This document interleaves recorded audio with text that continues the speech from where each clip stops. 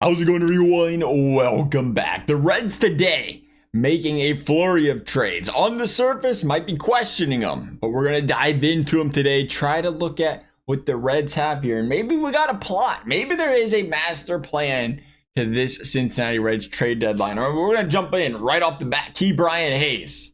The Cincinnati Reds trade for a guy who hits 2 home runs. He's batting .236 on his season, and my first thoughts are, we need a bat that can hit home runs. This guy is not a bat that can hit home runs. And not to mention, you give up Taylor Rogers, best bullpen, arming your bullpen this season from an ERA standpoint. Not by a mile with the left. You're struggling. You need a left-handed pitcher in the bullpen. He's your guy. He's out the door. He's gone.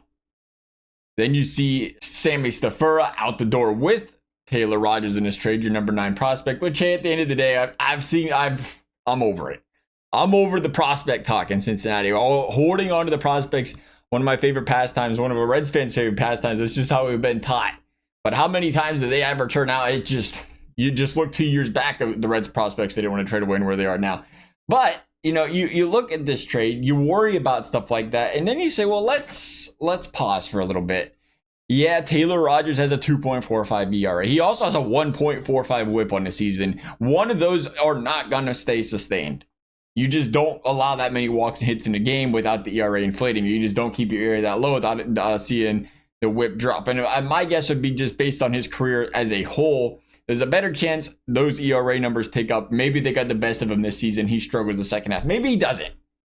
He's out the door now, though. I can see where the Reds might be looking from that perspective. It is difficult where it's an addition by subtraction game here, where you wasn't giving up a prospect. You did feel like you want to have the best bullpen possible. That's the secret to success. If you want to be, and you can be, the Brewers have proven it. The Rays have proven it over the years. You can be this team that doesn't hit home runs and sustain success. The Brewers actually have less home runs than the Reds do this season right now, as much as we're worried about the power over in Cincinnati.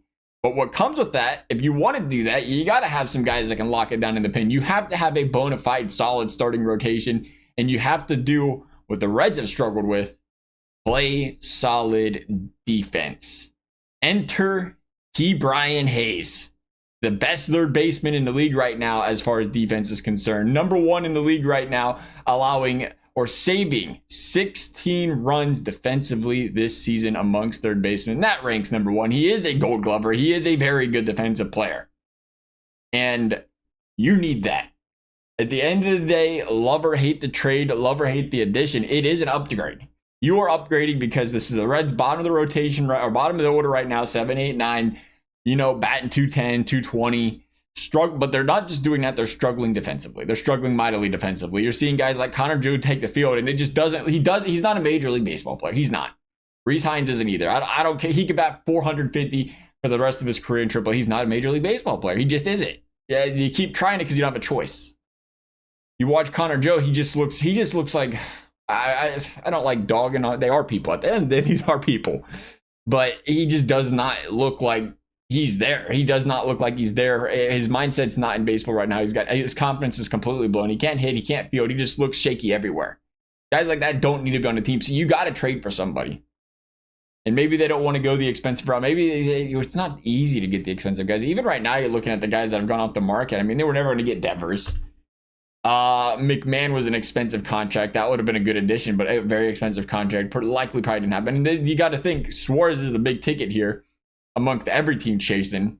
So you're not going to just overhaul your offense right off the bat at the trade deadline typically. But what the Reds did do here, and what you have to praise them for, is they traded for a guy who, single digit contract until 2030, average AAV. It's going to take up around 8, 9, 10 at the end of it. But at the end of the day, they're getting a guy that's under team control for years to come. And they're getting a guy, again, love or hate his bat, he can play good defense. We know the Cincinnati Reds team has struggled offensively. They start hitting offensively, and they can't play defense. You want to be a team, again, you want to be a Brewers, or you want to be a Rays, or you want to be one of these teams that are a low payroll team that's successful. You have to play good fundamental baseball. And thankfully, you can afford those guys at a cheaper price. And that's where Hayes enters the conversation here. So looking back at original thoughts was letting go of a reliever, You need another. You got to get one at the deadline. You gotta get one. You're losing. I felt like you had to add a reliever at the end of the day. The Reds needed to add a reliever. They dropped one instead. They needed to add a reliever. You want to get a little bit of power, and you needed some defense. They got the defense. And overall, I do like the trade. I think you wanted to get somebody that's going to be on the team for years to come. You didn't just want to rent somebody because, well, then you're in the same spot again next season. So you got a cornerstone third baseman. There's a position on the field where you're not looking up and down and trying to, enter next season saying who's going to play there. Because you can do that anywhere else. I mean, sure, Ellie's your shortstop, but you question his defense. Every other position on this field, you can go up and down and say, should he be starting? Should they replace him? Who should they put there? Now you have somebody, you have a hole, you have a cog, you have the left side of the infield covered.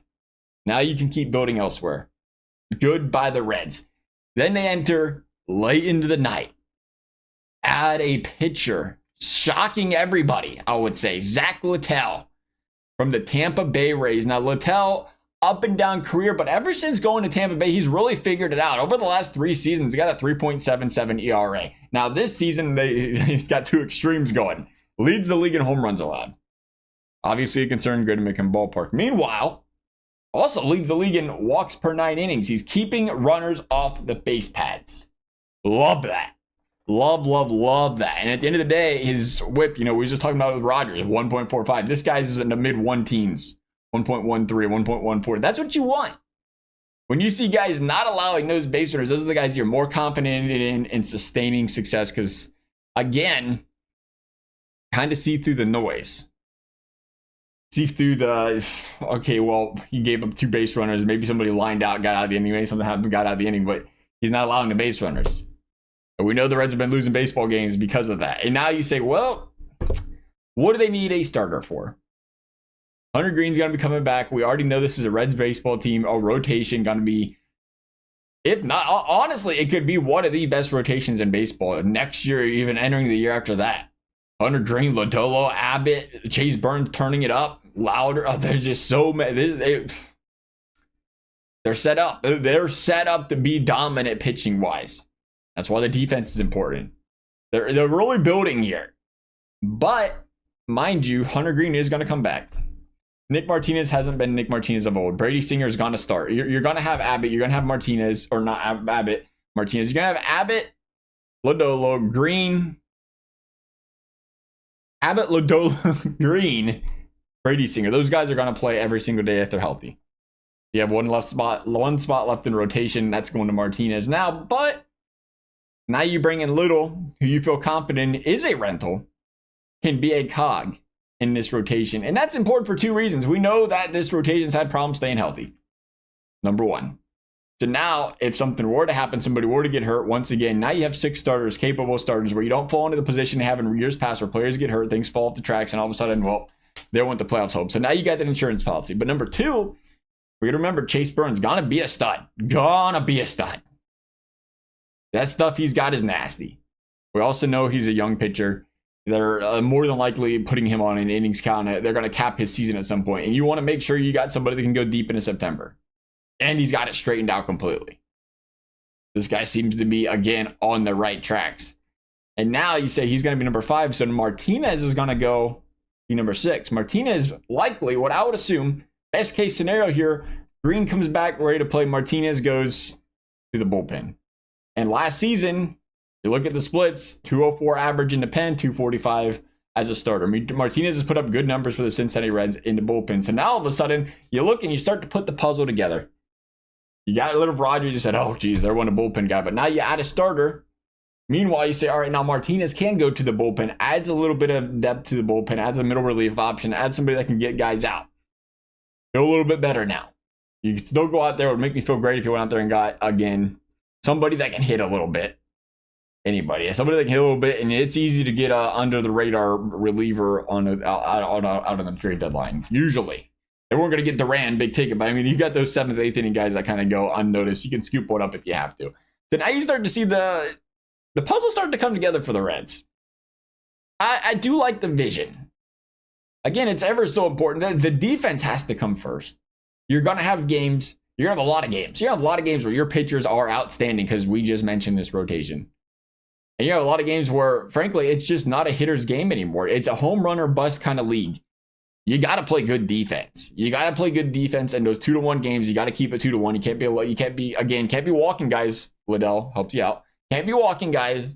Can't be allowing guys on base by making mistakes in the field. You can't be not throwing base runners out at home when you should be throwing them out, costing yourself games. It is ever so important. And clearly, for whatever reason, the Reds cannot develop a fielder.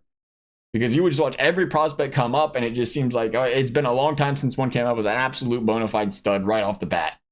Known for his defense. It seems like they have a hard time developing that. McLean's been okay, but for the most part, they've had a hard time developing that. So now you get a guy, you trade for him, you fill that void. Not worried about the pitchers. Trade them all. Not really, but that's something the Red system develops very, very well. If you want to trade some pitching prospects, go for it. I'm more than confident this team can bring some more guys up. You got to be able to get guys that can field. You got to be able to get guys that can hit. What the Reds do in the next 24 hours will be interesting. Did they improve the team today with these 2 moves? I think they did. Definitely in the long run. We'll see, though. Nonetheless, love y'all's thoughts. Thanks for watching. We'll see you next time.